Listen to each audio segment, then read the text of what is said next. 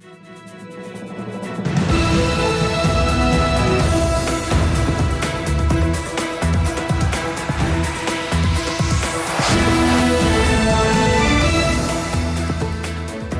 good evening. This is TV7 Israel News, broadcast to you from Jerusalem. And in today's top stories, Jerusalem tells the Biden administration that the war versus Hamas will not end until it's annihilated. Iranian Foreign Minister Bagheri Kani arrives for meetings in Beirut, Lebanon, at a time when Hezbollah continues to intensify its hostilities against Israel. Sweden voices outrage over an uptick of covert Iranian activities on Swedish soil against its enemies and rivals. Israel will not end the war in the Gaza Strip until all of Jerusalem's proclaimed objectives are achieved. The steadfast Israeli position was essentially made by Jerusalem's top political echelons that after U.S. President Joe Biden made an announcement on Friday evening in which he asserted that Israel had come up with an outline for a hostage release deal that has been put on the table. Israel has offered a comprehensive new proposal.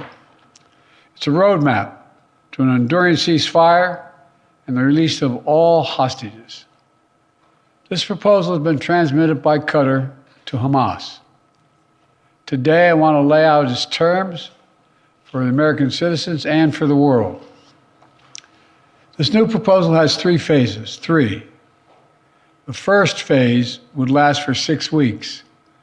Here's what it would include: a full and complete ceasefire, a withdrawal of Israeli forces from all populated areas of Gaza, release of a number of hostages, including women, the elderly, the wounded, in exchange for release of hundreds of Palestinian prisoners.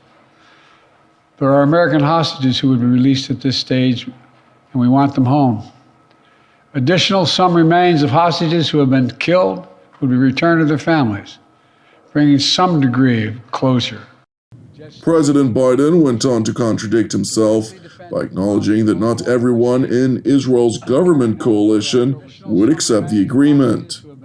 At this point, Hamas no longer is capable of carrying out another October 7th, which is one of Israel's main objectives in this war, and quite frankly, a righteous one.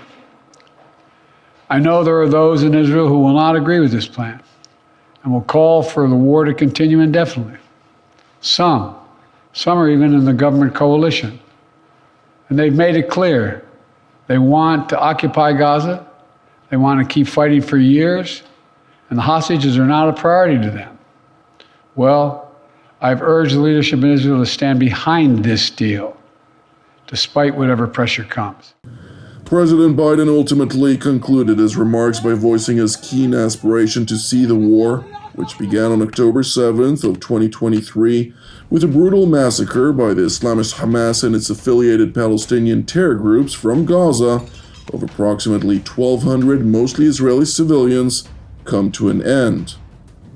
It's time to begin this new stage, for the hostages to come home, for Israel to be secure, for the suffering to stop. It's time for this war to end, for the day after to begin. Thank you very much.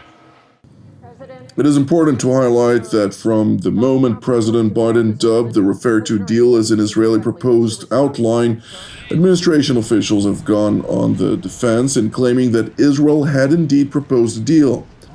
Nevertheless, while senior Israeli officials acknowledged that Israel had agreed to the majority of the outline, it was presented to them by Washington's national security team in extensive negotiations that have not yet hammered out all of the details.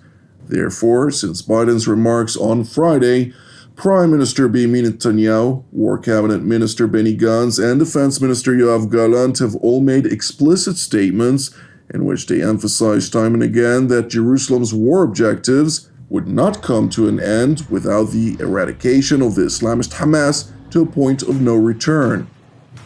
אנחנו פועלים באין ספור דרכים כדי להחזיר את החטופים שלנו.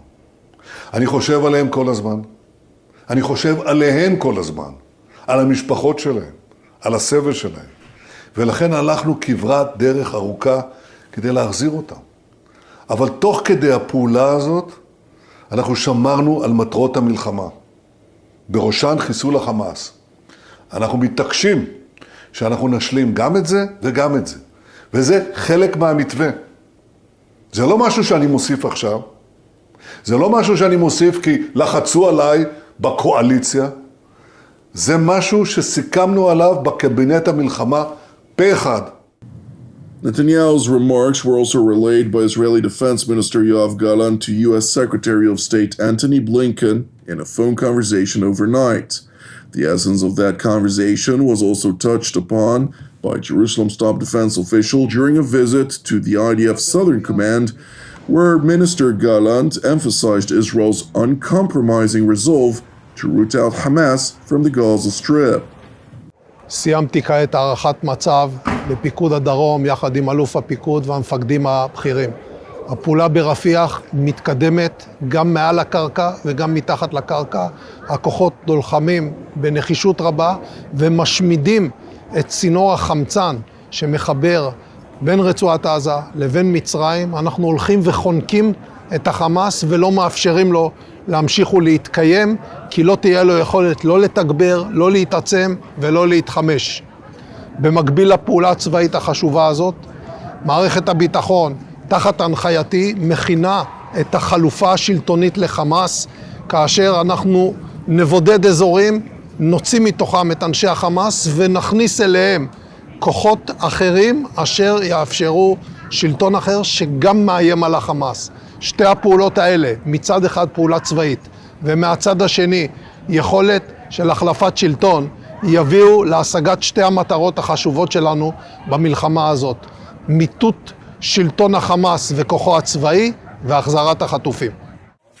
Defense Minister Gallant went on to re-emphasize, for the sake of those who fail to comprehend, Israel's unwavering stance. בכל שלב, בכל תהליך סיום של המלחמה, לא נקבל את שלטון החמאס כשלטון בעזה. Turning to Israel's northern front, where the Iranian proxy Hezbollah continues to intensify the level of hostilities against Israel, with extensive blows exchanged over the weekend. Meanwhile, Iran's acting foreign minister Ali Bagheri Kani held a number of meetings in the Lebanese capital Beirut today as part of a broader regional tour aimed at bolstering the Islamic Republic's regional architecture, confronting Israel in particular, and the United States and the West at large. علاوه بر موضوعات مربوط به لبنان، از جمله موضوعاتی که با همکار گرامی و برادرم وزیر محترم امور خارجه لبنان بحث و گفتگو کردیم، اوضاع در غزه و به ویژه در رفح بود و در این زمینه اتفاق نظر داشتیم که همه کشورهای منطقه به ویژه کشورهای اسلامی باید یک حرکت جمعی برای مقابله با تجاوز صهیونیست‌ها و حمایت از مردم فلسطین به ویژه در رفح داشته باشند و در این چارچوب در واقع برگزاری نشست فوق‌العاده وزرای خارجه کشورهای عضو سازمان همکاری اسلامی از جمله ابتکارهای مشترک ما برای در واقع انجام یک اقدام جمعی مشترک و قاطع در این مسیر مورد تأکید قرار گرفت. Tehran's top diplomat is also expected to visit Damascus merely a couple of days after Syrian President Bashar al-Assad traveled to Tehran, where he met with the Islamic Republic's supreme leader, Ayatollah Ali Khamenei, as the Islamic Revolutionary Guards Corps has been noticeably ratcheting up efforts to entrench militarily in Syria, alongside an intensified effort to expand the scope and capacity of its proxies throughout the region. Meanwhile, in Sweden, Stockholm's chief of counterintelligence revealed that Iran has increasingly tried to target its enemies and rivals on Swedish soil. På senare tid så har vi på Säkerhetspolisen uppmärksammat att Iran allt mer börjar rikta in sig mot andra staters intressen i Sverige, och då just specifikt stater som man upplever sig vara i konflikt med. Och detta gäller inte minst Israel. Vår bedömning av det här det är att en regional konflikt helt enkelt har spridit sig globalt och nu innefattar också Sverige som en arena för den här konflikten där den kan utspelas då. De aktiviteter som Iran utför, det handlar väldigt mycket just nu om planering och försök till att genomföra angrepp mot då israeliska och judiska intressen och mål och verksamheter i Sverige. Säkerhetspolisen kan nu konstatera att kriminella nätverk i Sverige är en proxy som Iran använder sig av.